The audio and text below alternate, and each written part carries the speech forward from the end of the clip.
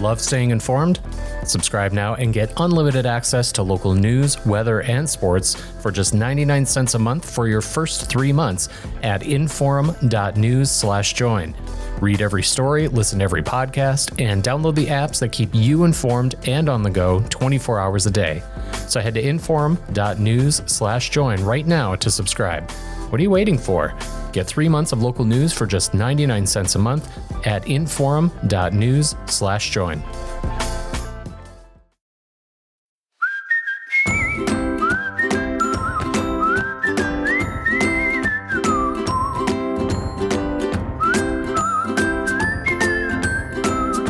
Welcome to Plain Talk, and happy to be with you. We've kind of, before the show started, Ben and I were just talking, obviously with the legislature in session in Bismarck, that's what a show like this is going to cover a lot. But it seems like we've gotten past the initial stage of talking about all the new bills that are being introduced, and now we're into the, frankly, what is sometimes kind of boring process section where, committees have taken up these bills.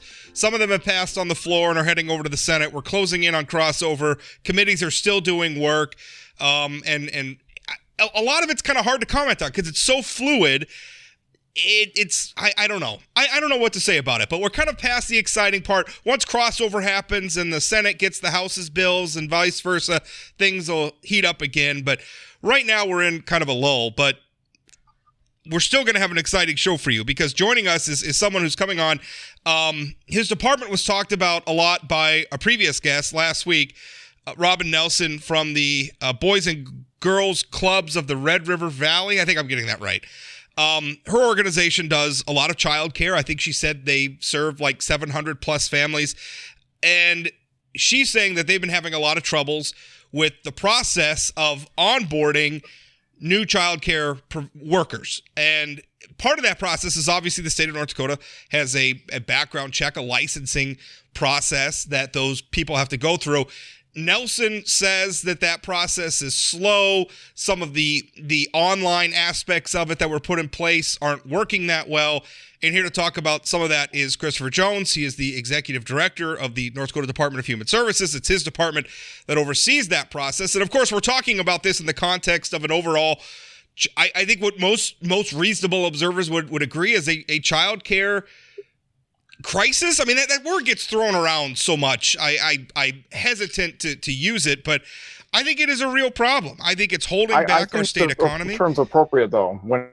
Sorry to interrupt, but I think the term's appropriate when it's stopping people from working, when it's stopping our workforce from being full. Yeah. At some point, that becomes an economic crisis. No, I wanted, because, again, it's a term that gets used so often that I think sometimes it loses its meaning. But to Ben's point, I think it's fair to apply it in this instance because he's right. One of our most chronic economic problems is workforce shortages. Contributing to workforce shortages, it's not the only contributor, but one of the contributors is the fact that a lot of people who could be working, who could be filling available jobs, who could be generating more tax revenue and more commerce and, of course, more prosperity for themselves, the most important thing, are at home taking care of kids because they can't find anywhere to put their kids, or at least can't find anywhere affordable. Anyway, we're going to talk about a very specific part of that, which is the hiring process. Child care providers trying to onboard child care workers and what difficulties they may or may not be facing. Mr. Jones, after all that introduction, welcome. Thank you for coming on. Thanks for having me on the show. So Chris, can you kind of describe, sorry, Rob, I just want to jump in. Yeah. Can you kind of describe your role right now with the state government and how you interact with that application process so folks know? Yeah, maybe not. So I am the Commissioner of Health and Human Services for the state of North Dakota. Within Human Services component has always been the Central Background Check Unit. And the Central Background Check Unit not only does background checks for child care workers, it does foster homes, it does adoption, it does a number of other different areas. And unfortunately, per federal rules, just think of foster. You could have a child care worker who had a background check who's also a foster parent who then wants to adopt that child. They got to go through the background check 3 different times. That is our federal government at work. So we have that on our radar screen to try to address. And I know that wasn't your question, Ben, but don't think that we think that the process that the feds have lined out for us is efficient in any way, shape, or form. I wanted to. Robin Nelson last week said some things about this process. I mean, she's expressed a lot of frustration. I mean, they had a press conference recently. Her group and some other groups that also, work in this milieu, are talking about. I mean, she used the words "we're drowning out here." She's talking about major backlogs for fingerprinting. She's saying that the online portal for uploading documents is crashing all the time. Can you address some of that? I'm assuming you probably heard the interview. Can you address some of that?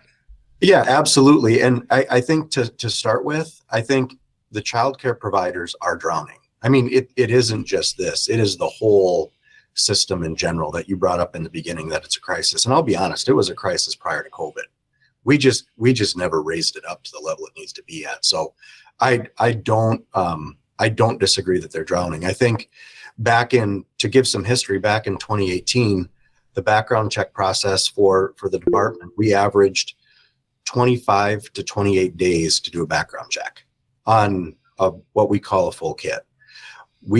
If we get a full kit, and what that means is if it is an in-state individual who fills out the application correctly, we can turn that around in 3 to 5 days, because that also has to be coordinated with the Bureau of Criminal Investigation, so BCI.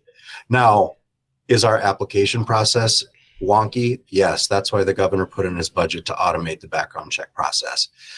Prior to COVID, there were more fingerprinting stations for childcare workers. Right now, Fargo has the greatest backlog to get into fingerprint. The only real fingerprint is within Southeast Human Service Center. The Ys have purchased their own fingerprinting system or equipment. There's also a bill to add fingerprinting systems across the state. So how do we create more access to the fingerprint?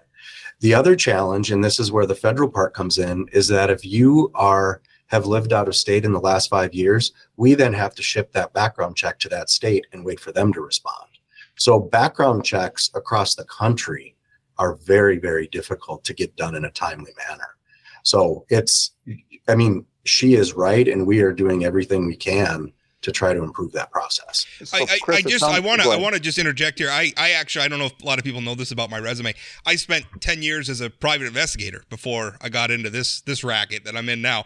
And part of that was doing background checks. We used to do fingerprints. We used to do, and at the time, a lot of the records weren't online. So a lot of times it meant contacting people locally or traveling ourselves if it was in state to local entities and doing actual manual file checks. Background checks, I think sometimes people think like, oh, I put a name into a field on a website and I do a background check. Well, boy, if you're doing that, it ain't comprehensive, and you potentially are going to miss a lot of important things. So this is a difficult process. This is not easy, particularly when you start going to other jurisdictions, somebody who's from out of state. You don't know, even within North Dakota, I'm not going to name the county because I don't want to embarrass anybody, but I had to go up and do a criminal background checks, and it was a very rural county, but the criminal records for the previous year were in an orange crate under a clerk's desk, weren't alphabetized or anything. I mean, it was chaos. So this is a difficult process. I want to make very clear to people. Go ahead, Ben. So, Chris, it sounds like there's a twofold part of the problem here, which is local access and just simple number of fingerprinting stations, and then what Rob was speaking to the federal component. I wanted to ask you, how much authority do you have in your department to open new fingerprint centers per demand? Because as you're saying, the backlog, you're saying the backlog tends to be in Fargo. Now, I had heard from Robin and others that backlog had been happening, and I'd heard, this is anecdotal, admittedly, from a Detroit Lakes area school administrator, from a couple folks in Bismarck. I'm sure you hear from all over too. Do you have the authority to then create them to address those needs, or are you stuck being tied to an every other year legislature to make that? How's that? Because if someone listening at home, and frankly me, says, well, okay, there's more demand, so put out more fingerprint centers. We have demand for these workers. Yeah, so the short answer is, we have to go through the legislature. That's where we get appropriated dollars from. That's where we get FTEs from. As you're probably aware, they do the FTEs as well as the budget. Now to that end, it would be to do onesie twosies. Yeah, in a department, the size of Health and Human Services, we can figure those things out. But then again, it's always like, how do you best manage that going forward? So And it's not a simple answer like that. I wish it was. I mean, I wish I had way more authority than I do sometimes just to do the right thing. But unfortunately, we have to follow the laws that are, I shouldn't say unfortunately. Fortunately, we have to follow the laws. But no, in individual instances, it would be easier if there weren't certain checks and balances for budgeting, but they are there for overall reasons. So no, what you're saying makes perfect sense within the context of what you're saying. Now, you're saying that we're in the middle of a legislative session. Is that happening right now? Are those requests in? Do you see that being favorable? Because, and I want to stress this to listeners, if that doesn't come this session, then you're stuck with the level we're at for the next 2 years. So where are we at with that right now? so far, we are on the Senate side as far as our budget goes, and it's been very positive, especially around the criminal background check unit, both to do an automated criminal background check unit, as well as to add more fingerprinting, as well as to add more FTEs. Our criminal background check unit has about 4 FTEs. So if you think about that, if one goes on vacation, they wait. I mean, 4 people is not, we run lean and mean.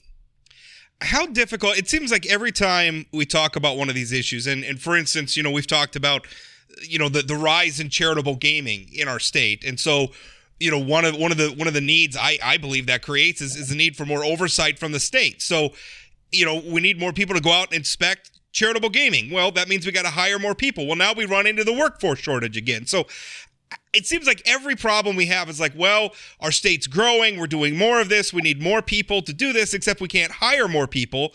So how much of a challenge is that for your department? Are you running into the same thing as everywhere else where it's, okay, you know, we get the FTEs to do more background checks, to handle, you know, address the backlog, but we can't hire anybody? I mean, that seems to be the refrain across state government. Is it yours as well?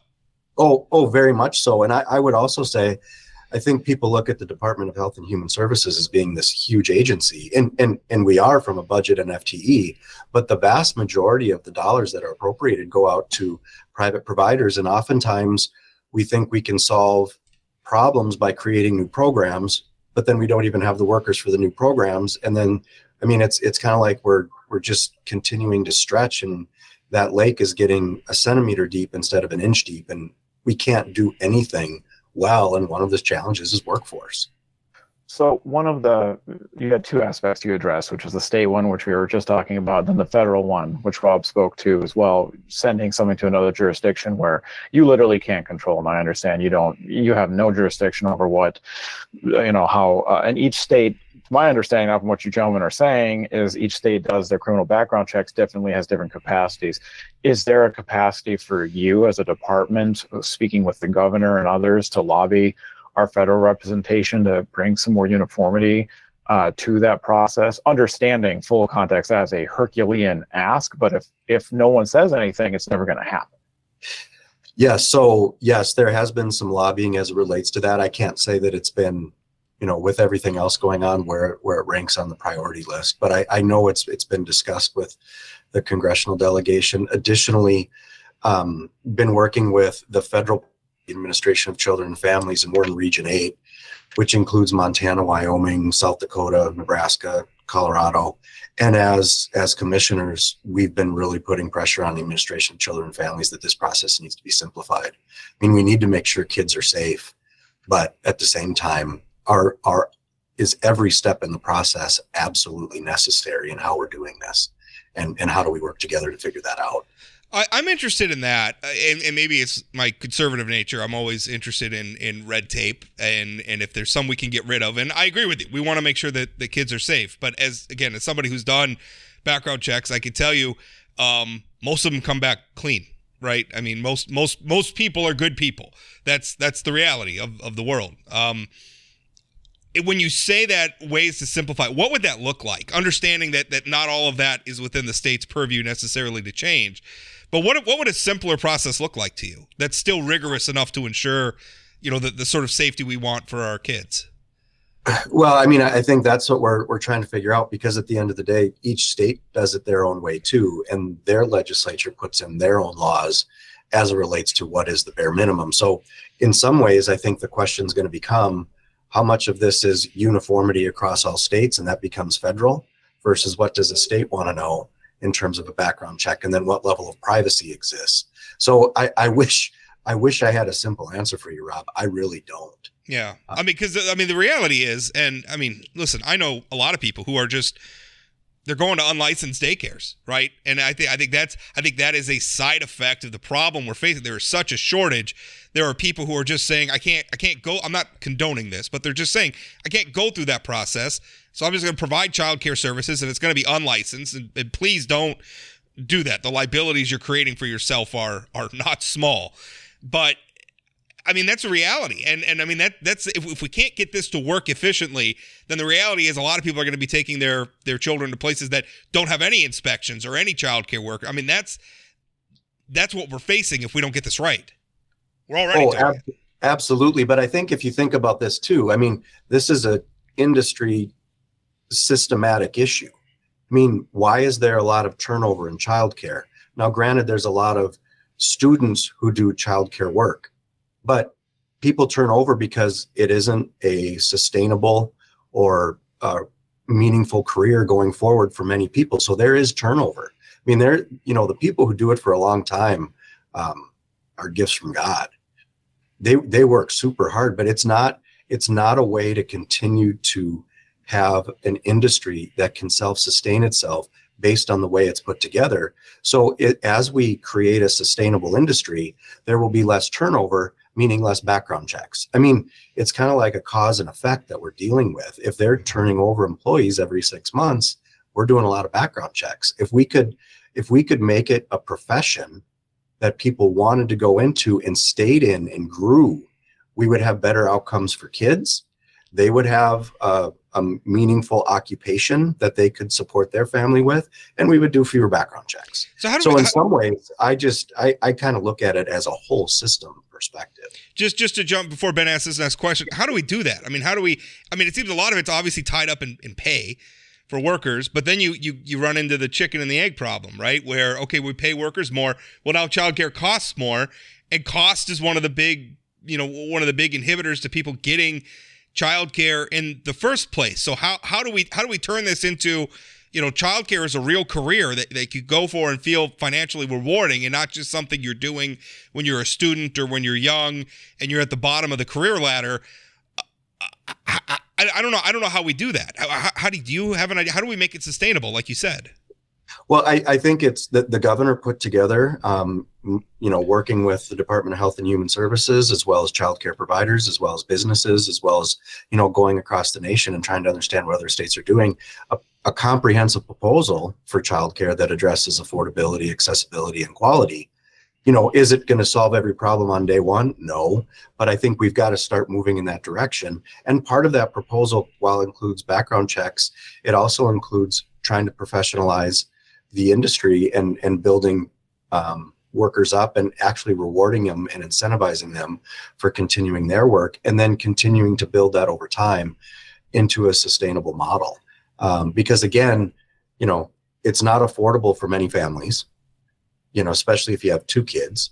And even with that business model, you can't support the workers. So I think it's that the state has a role. I think businesses have a role. I mean, if they need the workforce, they need to be part of the solution. And there's part of the governor's proposal for those workers or employees that are above 85% of the state median income. Hey, employer, you put in $300 a month, the state will match you $300 a month, and the rest is covered by the family. So I think there's a whole number of solutions that are out there that let's see how they grow to support families that will ultimately support childcare.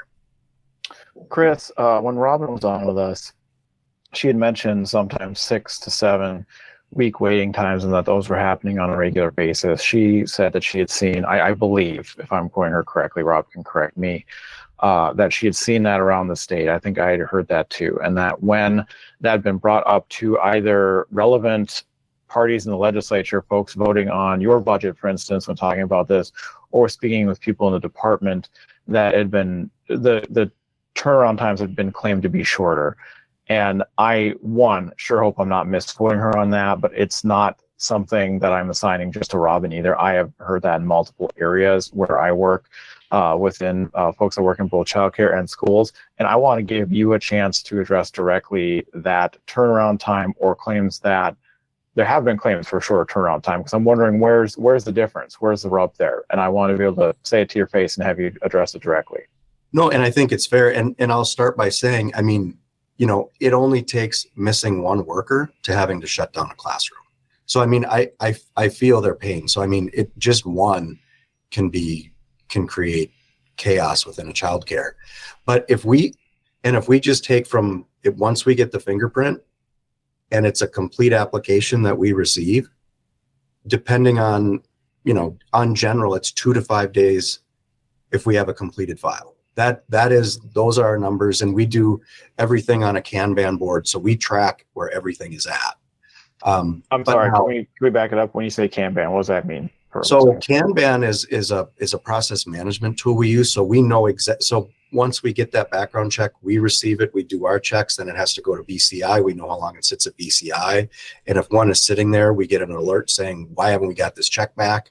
And then we get it back, and then we send it out. So there's multiple steps in the process, and electronically we're tracking that. So like I said, for 30% that are done, well, it depends how you count it, but for the ones that we get that have the fingerprint and the application, all the fields are filled out, it's 2 to 5 days.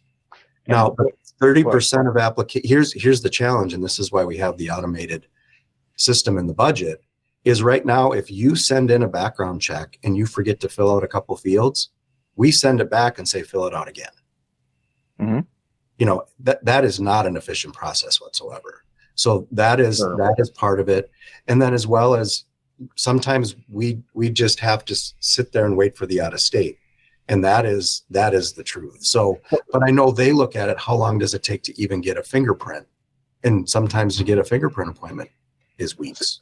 So if I'm the end user, I'm Ben Hansen Childcare LLC, and I've submitted 3 background checks to you. Am I receiving those updates from, I believe you call it Kanban, your automated system with statuses? See, and so you're saying no. He's nodding his head no. Sorry, it's an audio format, so I got to narrate. Yeah, sorry, no. But so is there a way for that end user to be experiencing that? Because it doesn't necessarily cure the problem, which is they need a worker and they need that person who's sitting and waiting on receiving a paycheck, very frankly, and making a living. But it does allow them to communicate both with them and with parents. We have someone there, they're stuck in this process. Even, I don't know, this might be a little Pollyanna-ish, but if it gets stuck in it's stuck in a background check in Ohio, maybe they could contact somebody back there. Probably not, but at least it gives them that communication. Is there so you're saying there isn't in the new budget with this legislative session, could there be something like that? I think that level of communication would at the very least nudge it forward in the right direction. I can't speak with 100% assurity, but I do believe that's part of the scope of the automated system, so that there is updates to child cares on where that background check is in the process. Seems like it'd be simple because it'd just be a mirror to what you're already receiving. And email is not quite free, but close to free. Yeah, but then it's how do you automate it? I mean, that's the thing. I mean, because we can't hire workers to be sending 100 emails a day. That seems like a Microsoft Power Flow solution to me. You just, if your employees are getting it, you just send it to CC, set it to CC the applicant, relevant applicant email. Let's get into tech talk, everybody. That's it's no longer the Rob Port show. We're going to get into technicalities with Active Directories. Let me ask you something about Robin brought up specifically. She said the portal, a lot of times when they're uploading, and maybe this is because you're talking about when we receive a complete application, the timeline is this. She's saying a lot of times when they're uploading things, it's getting lost on this portal. Are there problems with this portal? Yeah, so that is a separate portal. So that's the child care licensing portal. Okay. So that's the license for the entity itself. And that did go live a few months ago. And we know it wasn't perfect. But again, that was always a paper process before, where we've moved to an online process. And it's not crashing in terms of a technical term.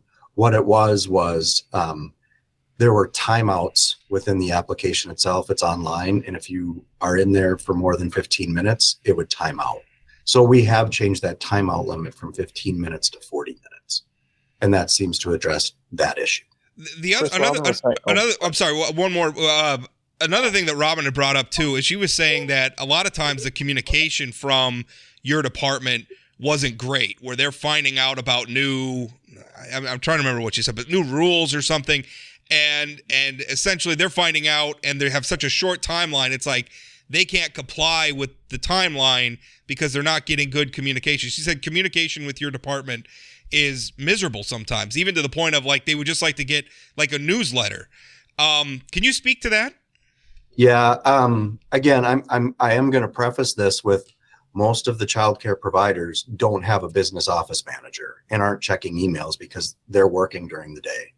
But to that end, I think what she's referencing is the immunization requirement. And to be clear, I mean, we had a federal audit finding in April of 2021. We went through the admin rule process to address that. So there was public comment, there was meetings with the Early Childhood Advisory Council as part of ECEC. It was open for public comment and went through the administrative rules. We sent the information out, as well as, went out to licensors.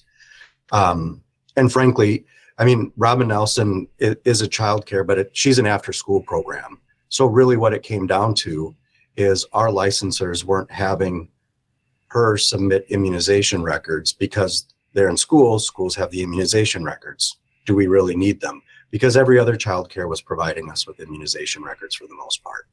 So then when the rule becomes final on January 10th, then that rule only coincides with their licensing date.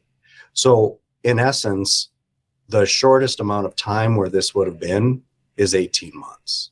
And it was communicated along the way. So now, could we communicate better? If we definitely could. Communication is always a challenge, but it has to go both ways too. So, I want to say by law, we followed the process to a T, but at the end of the day, that isn't helping the childcare providers because again, they don't have the staff and resources to be following up on this, which, oh, by the way, that childcare licensing portal now is going to ping them when there are new things coming on a regular basis. And that's really why we wanted to go to that online licensing portal and not make it one and done events, but really an ongoing communication tool going forward. Well, I don't know if Ben has any other questions, but I certainly appreciate you coming on. And I also appreciate what a struggle this has been, where, we're really trying to address a very needful thing in our state. And it's, again, our worker shortage. I don't know if we got to start lying about the weather here or something to get more people to move here to take some of these jobs and make a lot of this easier. I don't know. We can start generating some different headlines in our legislative sessions too, but that's not Chris's problem. That's not Chris's problem. That's a discussion. I did want to ask something that is in Chris's purview, though, real quick, which is the new website rollout. And this is more of a government-wide thing, but you are head of a very major department for the state. Is there a protocol, either in law or a simple guideline, for pre-testing, public publishing, what have you, public-facing websites that people need as, what's the right word, critical access? They need to use them in order to do their job. In this case, they needed to use it. My understanding was in order to do a criminal background check. Is there a pre-release testing requirement? As far as I'm aware, there's not a pre-release testing requirement, but we still follow, what I would say industry practices, maybe not best practices. I mean, because the best practices also cost resources to actually do it. I mean, I think one of the challenges this state has is we say we're going to implement a new system. We don't resource the development of it. We say that's other duties as assigned as you do your job. So we're saying, and then it doesn't become a focus. And that's one of the things as we're trying to build competency and skill within even health and human services is how do we best organize our work? And that becomes a classic penny wise, pound foolish scenario too, that directly impacts those that are then required in this case to use that website. That is not a unique aspect to your department, but it is something that if the state on a whole with either the IT department or some kind of appropriation there could institute so that a ghost site or a clone site that's not live could be tested by a decent pool of people, I think would, pay off in dividends. And I hope maybe other legislators are listening or something like that. Yeah. And if I could just add one more thing, I mean, I came from a healthcare background, healthcare executive. I never once thought childcare was important in any way, shape, or form.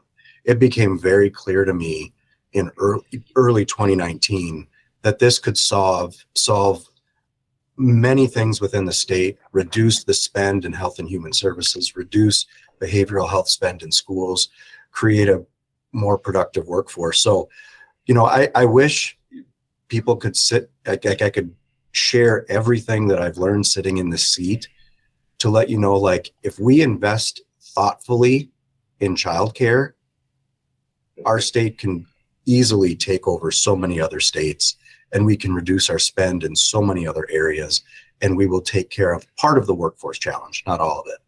But I think, the workforce is what's getting us through on, why childcare is important, but there are so many other benefits on investing in early childhood experiences that if we do this right, will pay dividends well into the future. Well, Chris, thanks for your time. We certainly appreciate it. Thank you.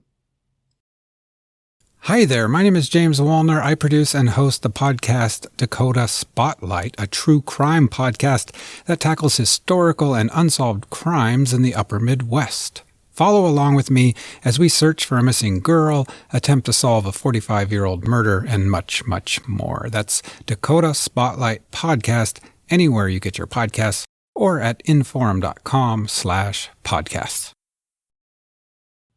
All right, welcome back, Ben. I thought that was a good interview, and it was always good.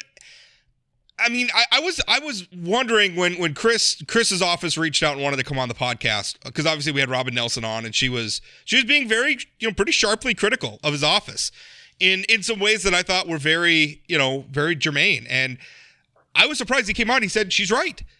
She's right. Yeah. They're drowning. Now he gave some context that maybe Robin wasn't in a position to provide or whatever, but I don't think either of them are wrong. It's just this problem is hard, and there's a lot of growing pains along the way, and I think everybody's trying to do their best. And I think maybe one thing we learned is that, Chris's department could probably be more responsive and could probably communicate better. And it sounds like this portal rollout for the licensing of the facilities themselves could have gone better. But again, I don't think there's any villains here. I think it's hard. I don't, and I want to agree to that and add to it that, when we're talking about this isn't, you're not saying this, but just to be clear, this isn't a Robin Nelson problem either. I think she's very accurately representing a sentiment and an experience a lot of people are having. And frankly, I, give a lot of credit to Robin Nelson too, because she's taking her position with Boys and Girls Club and her experience. She's currently on the Fargo School Board, it should be noted, talking with those administrators, talking to those superintendents, talking to after school caregivers.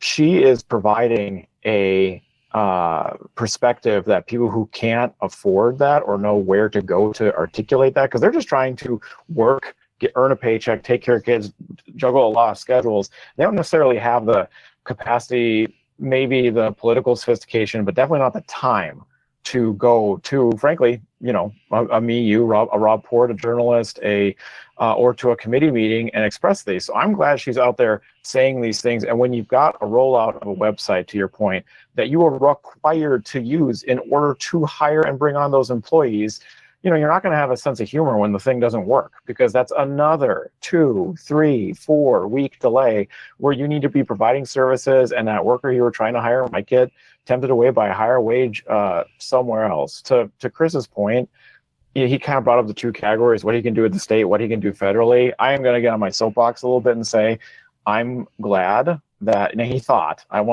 really like to get into those specifics of that. He thought that this was in the budget for his department in the legislature right now, but it is yet another dart in the board for me as to why North Dakota's every other year session is a poor form of governance in the modern era. Because if you have this need, it is universally identified and thought to bring forward through a legislative motion. If this were 2022, you'd just be out of luck. You just couldn't do it. Well, and that's a silly way of governing. That's a silly way of reacting. I think we're growing to the point. I mean, the idea that the legislature is, because I think a lot of people view it that way. We have a part-time legislature, so that's a restraint on government. Except it's not. It's really not.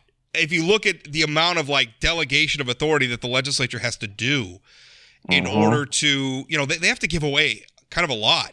Either they give it away to something like the budget section, which is kind of a mini legislature and they've gotten smacked around by the state Supreme Court in the past on that, or they delegate too much to the executive branch and don't maybe exercise enough oversight. And especially the heads of departments that have to, something is bending to the point where it's going to break worse if they don't take some initiative. That initiative might not technically be in their purview. It's a nasty situation. Our state is growing. We clearly want it to grow more because we need more workers to come here and take some of these jobs. And now we have term limits too, by the way, which is a variable in this. And I think you're right. I mean, I think it's time to really seriously talk about either annual sessions or a full-time legislature. And what I always hear as pushback to that is, well, we don't want to turn into California. No one's saying turn us into California. South Dakota meets every year for 40 days. We meet every other year for 80 days. If you want to make the legislature more farmer friendly, do South Dakota system so they don't have to skip planting season. It's as simple as that. Or recognize that we're creating a situation where we need lawmakers around more often than not, so that the legislature at times can be a check on government, right? I mean, that's the way this system of government is supposed to work, is checks and balances. But if you have one of the branches of government so constrained that they can only meet, 80 days, and there's only so much, their interim committees can do without votes of the entire legislature, then you're creating a situation where the other branches of government are going to grow in their authority, and sometimes in ways that aren't great. So, but sometimes by necessity. And right now, to frame it all up, a lot of state government right now, we have a lot of government. We have a lot of statewide elected officials. I believe it's 14. I think we either hold the record or we're number 2. We're way up there. We have more than California, more than New York getting elected statewide, more than Minnesota, blows some people's minds.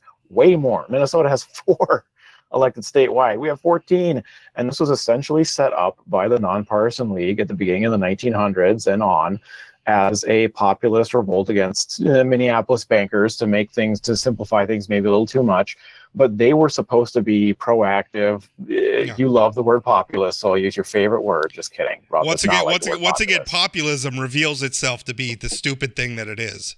Well, so a populist check on industry, populist check on other government. It was supposed to keep a check and a balance going. But right now, very frankly, the dominant political wing in North Dakota, dominant is a quaint way of putting it, is the Republican Party, and statewide office holders that don't view themselves as being activists in their role. I think it'd be a fair and even good faith way to characterize them. An example of that is Commissioner John Godfrey, insurance commissioner, wanting to turn down the imposed responsibility of trying to keep down drug prices as an example, because he didn't think his department could handle that. Maybe a nonpartisan leaguer would think that, but then the legislature is supposed to be the ones that react to that. Now they're meeting every other year. The air in the balloon is so unbalanced in both ways. And I don't even think that's a left-wing argument. I think you can make a very conservative small government argument that it's very unbalanced having every other year session. You veered off into price controls for drug prices, which I would argue is not a conservative idea. Government price controls. I'm saying it's not. I'm saying not he the wouldn't solution to that not. problem. But I think you're right. I think it is conservative to say we need separate co-equal branches of government that can act as a check on one another. And I don't know that we have that in North Dakota. And this is a topic that we could do like a 3-hour podcast on. So we're going to switch gears, and we're going to talk about, speaking of tension between the executive branch and the legislature, we have our state auditor, who I wrote it when he first sent it out last week. I wrote about his op-ed, and I embedded the op-ed. His op-ed's now been published. I know we published it in the Forum Communications papers. I haven't seen it anywhere else, but Gallion had an op-ed, and he unloads in a way that, frankly, I thought was intemperate and irresponsible for somebody in his position, and petty. He uses the word corrupt, and he applies it not just to the legislature, but also a lot of the government, like the local governments and the government agencies that he is in charge of auditing. And that use of the word corrupt, I mean, that might be good politics. That might be good, Donald Trump, being populist, if I can use my favorite word again. But it's a word that means something. And I think somebody who's an auditor should be using a word like that with precision. If there's corruption, then talk about it, right? Because corruption is a specific thing, and that's something beyond. That's something beyond. Oh, you didn't follow the accounting rules when you were classifying these expenses, or you had some audit finding. That's not corruption. That might be incompetence. That might be mistakes, whatever you want to call it. Corruption is I'm taking bribes or something. Corruption is a crime. I can tell you as a journalist, I don't use a word like corruption lightly. If I'm going to use it, I had better have something to back it up, or I've created a liability for myself. I've libeled somebody. But here we have our auditor, who is supposed to be this dispassionate, objective reviewer, auditor, right? And he's using a term like that, and we need to really get into why he's upset. But I thought that letter was so bombastic and over the top. He uses, well, you are correct in pointing out, I should have had the article popped here, and I don't, but he uses a line in there in addition to the word corruption that I want to call out. It was something about, well, the legislature's in session, so of course they have it out for the state auditor's office again. And he sounds like the main character in Married with Children. I mean, to your point, it sounds extremely personal. Oh, of course they're out for me. Well, no, I'm sorry. That's a bit paranoid. All 141 members are out to get you. What does that mean? What have you done to engender that? And he doesn't really he breaks down some numbers of how audits work in the state legislature that are well worth reading and well worth knowing. Well, let's give the listeners, I mean, people may not understand why this is happening. So let's talk about that. Yes, let's do it. Representative Emily O'Brien has a bill that would do two things. First of all, it would limit what the auditor's office can charge for audits. So currently the auditor, I don't know that there is a limit, but if the auditor is asked to audit like a city government, for instance, and that can happen in a lot of different ways. Like the local government can ask for it. Citizens in North Dakota can also gather petition signatures and based on that begin an audit. That happened in the city of Parshall. There's an effort to have that happen for the Bismarck Public Schools. And then he charges for that. And some of these charges lately have been pretty outrageous. For instance, one of the people who testified in favor of O'Brien's bill in the legislature was the city man. I think it was the city manager for the city of Parshall, which has 250 people, right? I mean, the city of Parshall is not a big place. Josh Gallion's office audit cost that city $26,000, and it happened in response to a petition. So this was not an expense that the city was prepared to pay for. Previous annual audits of their city cost in the realm of like $5,000 to $8,000. So they have $26,000 is what, the budget to compensate the entire city commission for a year, probably. I mean, yeah, it was an outrageous expense for their city, and now all of a sudden they're stuck paying for it, which is still a hot potato. They haven't paid it yet. So that's one thing that O'Brien's bill does, is it limits it, and I think it's like 1/1000th of 1% of the operating budget of the entity being audited. Now, maybe that limit is too draconian, but I think clearly we got to do something, because this auditor, I think Auditor Gallion is getting carried away with what he's charging. The other thing it does is it also requires that our auditor be a CPA, which in his op-ed, Gallion took exception to. He said it was a personal shot at him. I don't know. When I look around at like audit, if you're a private sector auditor, you have to be a CPA to audit. And even if you want to audit government entities, I think there's even continuing education that you have to take in addition to having your CPA to gain the expertise to audit. Josh Gallion doesn't have that. Now, if he's got the qualifications, why not just take your CPA test and get your CPA? I don't think so. I don't think either. I think I'm glad Representative O'Brien started the debate about the cost of audits, and I don't think that the requiring that the auditor be a CPA is nearly the imposition that Gallion is making it out to be. But that's why he's mad. That's what he's viewing as an attack on his office. And unfortunately, there's that. This is a bit of an extreme version, but it goes along the same principle as that Onion headline, "The worst person you know just made a good point." He's not the worst person I know, and I don't know him, to be very clear. But unfortunately, the 1/1000th budget is a bit of a one-size-fits-all solution. I can understand why he'd push back against that. It's unfortunate that he has a decent individual argument in his quiver when he's mostly shooting out these bad faith arguments that I feel are serving a larger ambition towards a continued political career agenda on his part. Requiring a CPA, that's nothing. to be a state auditor. He brags about his numerous degrees, including a master's degree in finance and accounting or something Great. similar. Yeah, take the CPA So, test then. okay, then go for it. You have to be a licensed, I believe, attorney in order to even run for attorney general. Why in the world would state auditor be any different? Here's the opening line of the op-ed. It wouldn't be a new legislative session without another attack from our legislature on the North Dakota State Auditor's Office. Oh, See, and I know that's read stating, but like that's not coming from somebody who is trying to have a good faith debate with the legislature about a bill pertaining to the auditor's office. That is a grandstanding politician who is trying to create hysteria with the public in pursuit of his own political career. And I got to tell you, Ben, I find that to be more. I mean, listen, that's obnoxious in any politician that you're talking about. I think it's all the more so when you're talking about the auditor. And I understand it's a partisan elected position. I'm glad that it's elected. I think the auditor's mandate, the auditor should be independent. And the auditor's mandate comes directly from the people. I like that.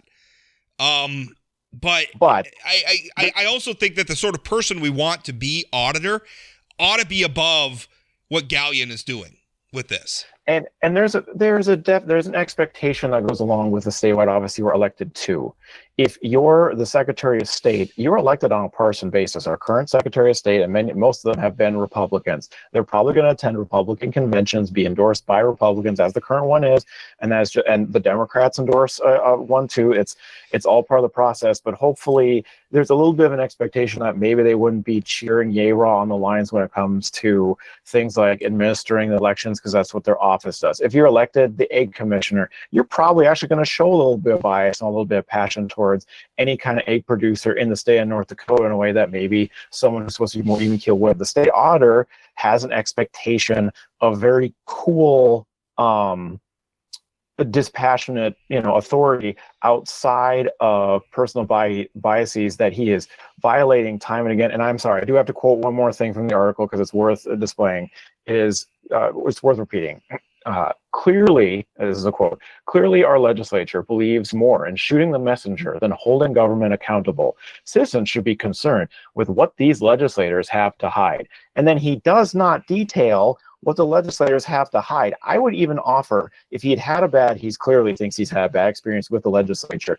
There is a professional way of going to the people and saying, this is the experience I'm having as a statewide elected official. This is what they are doing with my budget and why I make a plea to you to contact your legislators so I can serve you better. This op-ed, is nothing but a pity party and a continuation of bad faith audits that he's also reflected towards the governor's office. And I'll say it, I think it's because that he sees himself in that office. And when he's shaving in the mirror in the morning, I don't think he sees an auditor. I think he sees a future governor. I don't think you're wrong. And let's give some more context here. I mean, you're saying that the auditor needs to be cool-headed, right?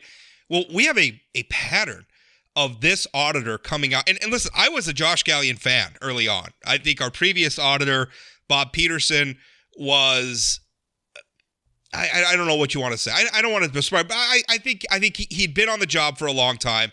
Certainly, as he was leaving, my career covering state politics was kind of covering the end of his career. I kind of felt like he'd retired on the job. I think he was a little too passive. I liked the idea that we had a strong independent auditor to make our state government better. I have come to not trust the press releases put out by Gallion's office because I think a lot of times they're sensational. And we have some examples when we had Michelle Comer, who was the previous head of the Commerce Department. He came out and tried to claim that, there was something corrupt that went into the process for developing, the state's logo, that it bypassed the RFP process. But really, it was like an accounting thing. But he referred it to the Attorney General's office as a crime, and now all of a sudden you have not just a cabinet level department head in Michelle Comer having to spend out of her own pocket for a criminal defense attorney, but you had just people who aren't even political, just rank and file people who are members of the Commerce Department who have all of a sudden been accused of a crime by a statewide elected official and are being investigated. And by the way, they followed the advice of the Attorney General's office when they were doing all this stuff for what ended up being a minor accounting issue. where they categorized something in, I think it was something where the funding was categorized in one calendar year and it should have gone in the next calendar year or something like that. He alleged that a crime took place. There was no crime. At best, there was an accounting mistake. He did it also to the state library, right? He claimed that the state librarian broke the law by miscategorizing certain expenses. And that turned out to be a nothing burger too. If you go and you read the testimony from the city of Parshall and by the way, I published it in my column, if you could find it there. If you go and read about it, they're talking about how the city of Parshall saying they didn't even know they were being audited.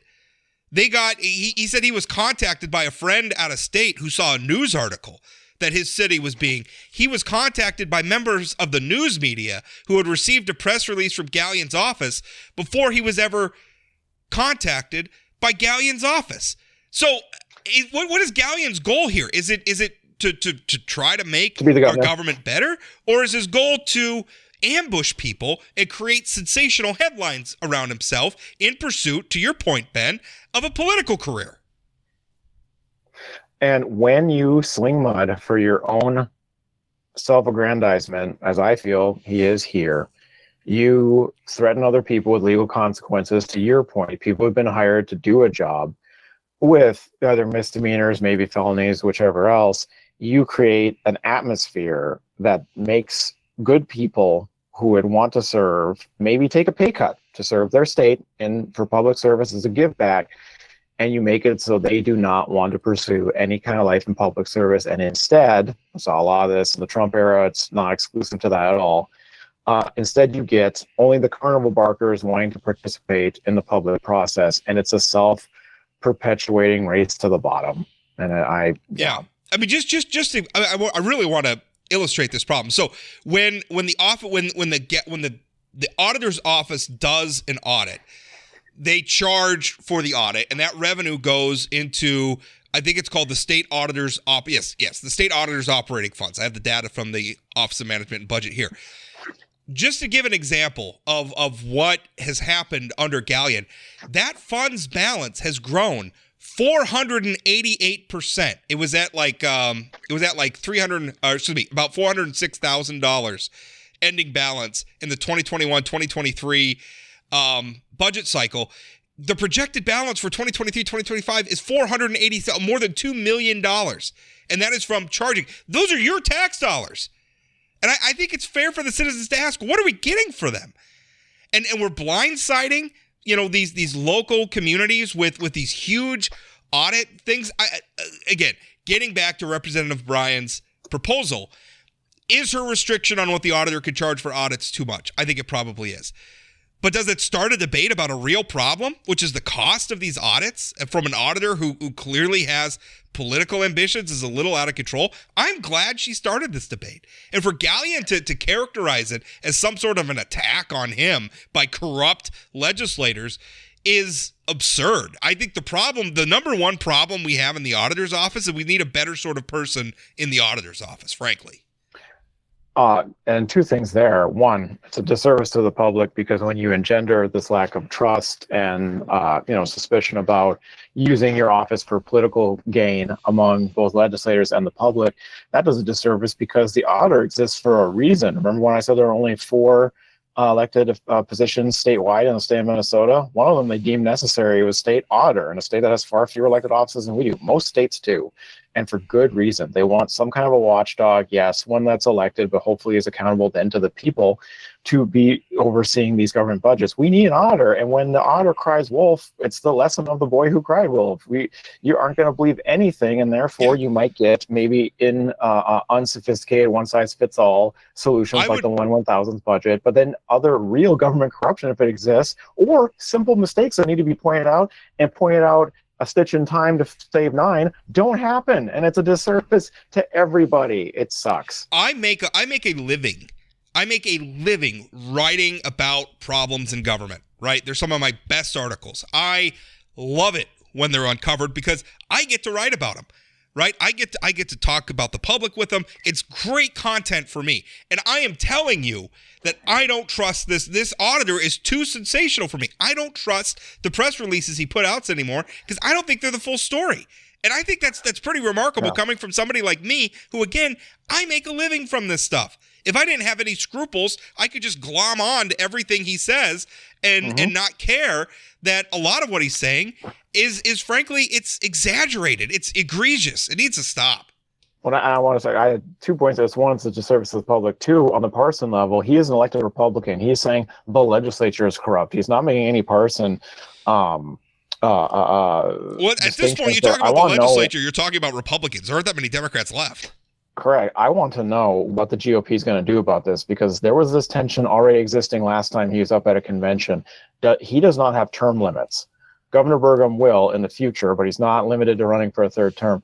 I want to know what the GOP is going to do about this, if anything. Does he go with a straight face to the GOP convention and say, I think most of you are corrupt. I write op-eds about it, and I try and audit you to either throw you out of office, shame you, or criminalize you. Would you please nominate me again so I can collect a six-figure public salary? Are they going to nod their heads and say yes because it's the path of least resistance? Well, I'd like to know from folks like Mike LaFleur and Senator Haug, what is your response to being called corrupt by your party's state auditor? Is it fair to them? Absolutely not. But what he's saying to them isn't fair. So I want to know what the response is, because does the GOP just nod their head and go along to get along?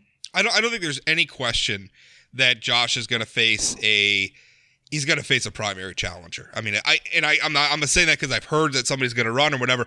I would be surprised at this point, given this Rubicon that he's just crossed.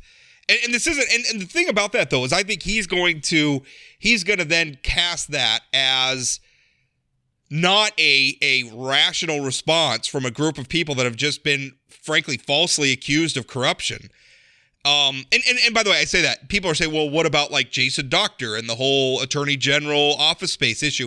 I'm not saying that these lawmakers are perfect, or that all of them have conducted themselves in a 100% ethical manner. What I'm saying is that, in fact, that's why you need a good faith auditor to point those things out. Gallion is painting everybody who disagrees with him is corrupt. That is a problem in general, and in particular for an auditor. But I think what's going to happen is he's going to see pushback from lawmakers who I think are going to be tempted to exact revenge on him, because remember, they're in charge of his budget. They're in charge of this bill from Representative Bryan. And I think he's, at this point, I think his plan is to characterize any opposition to him as coming from the establishment, or the corrupt, majority or whatever. I don't think it's going to be a good, but I mean, there's appetite for that out there, right? I mean, in the sort of, and if you look at where was the first place when he dropped that press release last week, where the first place he went is to that sort of Rick Becker Bastiat wing of the party. He went on Daryl Lee's radio show on KFYR in Bismarck. He went on Beck Television with Gary Eminet. Like, he kind of ran to the cranks who eat that stuff up, and that's the audience that he's playing to. Now, I think Rick Becker showed that's not enough to win a statewide election, but that's how he's going to cast it. Now, he gets to act intemperate. He gets to be a bully. He gets to make paint with his broad brush and make these untrue claims, and anybody who pushes back, well, they're just part of the corruption, which is the Trump playbook, right? I mean, they would view themselves as, this is a really specific reference, but you'll get it. They view themselves as Barry Goldwater 64, failing miserably, but their principles are correct, and their second coming will come in some form of Ronald Reagan 1980. Some version, some phoenix of Rick Becker will rise from the ashes and become the governor that truly creates small government. But the problem is, it's not truly small government. It's just a bunch of crackpots, conspiracy theories, and self-aggrandizement. Well, they're not even principled, right? I mean, the thing about Reagan was a great president because he was pragmatic. And by the way, had strong bipartisan appeal, won every state in the union except Minnesota in the election. He had broad bipartisan appeal because he was a pragmatist, not an ideologue. And by the way, I don't even think that these guys are principled. As a principled, limited government conservative, I want my auditor to be credible so that when he goes after waste and abuse and fraud in government, we can believe him. I don't want some political animal who's out there throwing bombs and nobody can believe, because we don't know if what he's saying is true or if it's just a product of his, overweening political ambitions. I have a dumb question for you. Is he up in 24 or is that 26? He's up next year. Yeah. I'll be very interested to see if there's a true follow through on either the GOP establishment or or from someone who really wants to challenge him, or like I said, if they just go along to get along. There are, I mean, let's face it. Democrats have troubles finding candidates for statewide office. Republicans sometimes have a problem having too many. There are plenty of skilled, ambitious Republicans in the state who would love to have that job. Sometimes, and then I heard a lot of complaints about the way Al Jaeger ran his office, wasted money, dropped the ball on the website. We're going to run somebody different. We're going to nominate somebody different. And Al Jaeger kind of had that retirement wall in office, Bob Peterson sort of style of governance. And then, we were going to nominate somebody else, but I guess we'll let Al have. Well, they did. One. They did. Unfortunately, they endorsed Will Gardner, who had to withdraw because of his peeping Tom problems. Not a great replacement. I did want to all right. I think we gave that what for. I did want to it's time for Ben's positivity moment after all the I don't know what you want to say, the angst. We're going to do something positive now.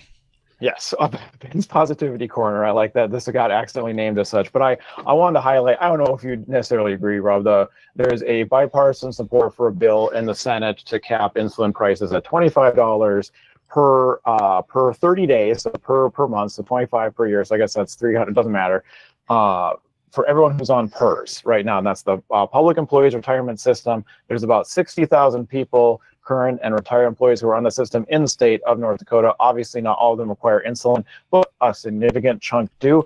Insulin prices, you've heard about them. They're a political football that has gotten maybe beaten to death, but actually the prices have gotten even worse and more stagnant in the last 3 to 4 years, sometimes getting in the 4-digit range in the either month or quarterly expense. So this is going to have a major impact if it is passed intact as it was in Senate Bill 2140 in the House. It is passed the Senate now 38-6. So that is a pretty just a bipartisan consensus. There's only 4 Democrats in the Senate. So that's a Republican consensus in the Senate, at least. We will see how that moves forward. There is, of course, a fiscal note and a cost, I would say, for making people's lives whole, simply functional, and able to stay in the economy and contributing to it.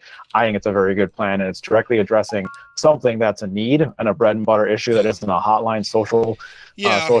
I see Rob come at it. Let's do it. Let's have it. Yeah, I think the problem is this is a state level solution in pursuit of what's a national market problem. I don't believe in price controls are the problem. I think I understand why people are pushing for this. I mean, if you're dependent on insulin, the price is outrageous.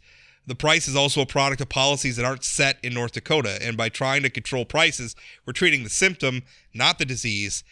And I'm not sure that this is going to be the fix that people are hoping for. I think it's a Band-Aid at best.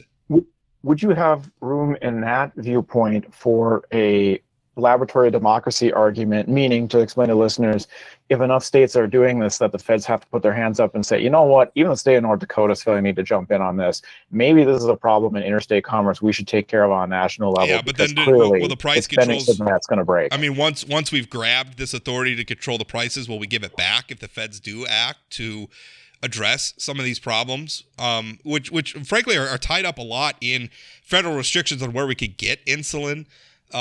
There's a lot that the federal government could do on the supply side of things to ease some of these prices, and they're just not doing it, which is I wrote a whole thing about it. I need to go back and review some of my notes on it, but yeah.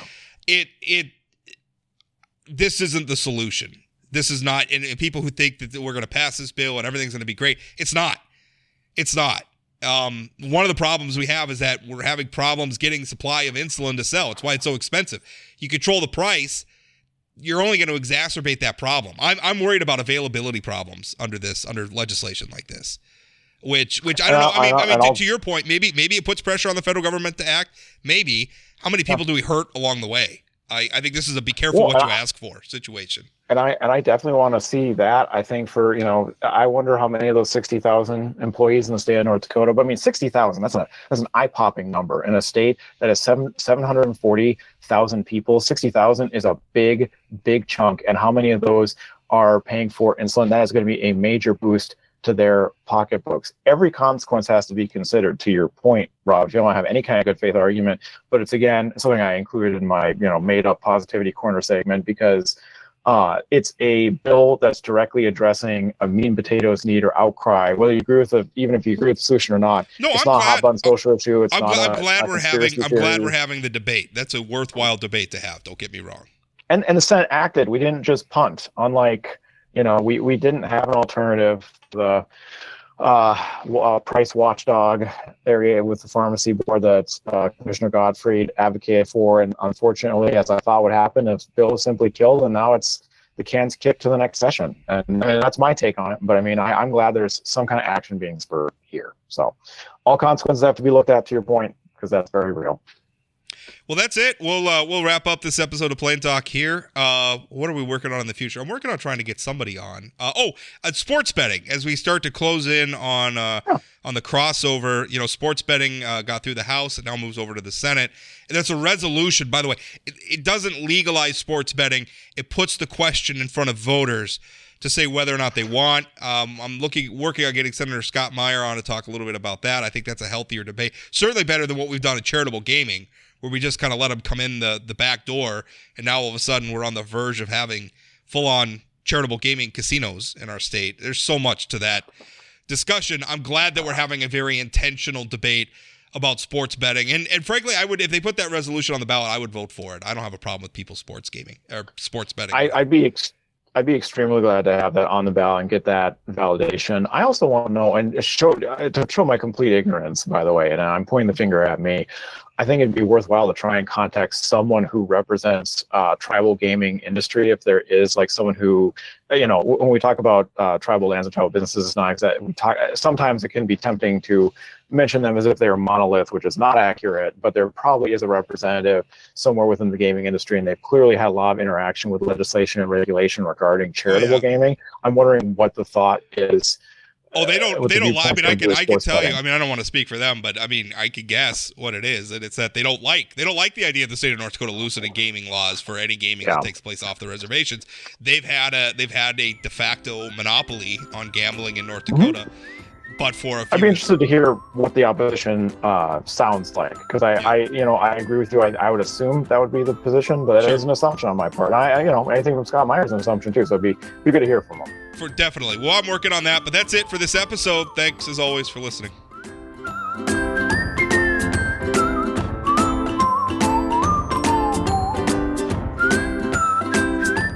Did you know Forum Communications Company has a robust podcast library?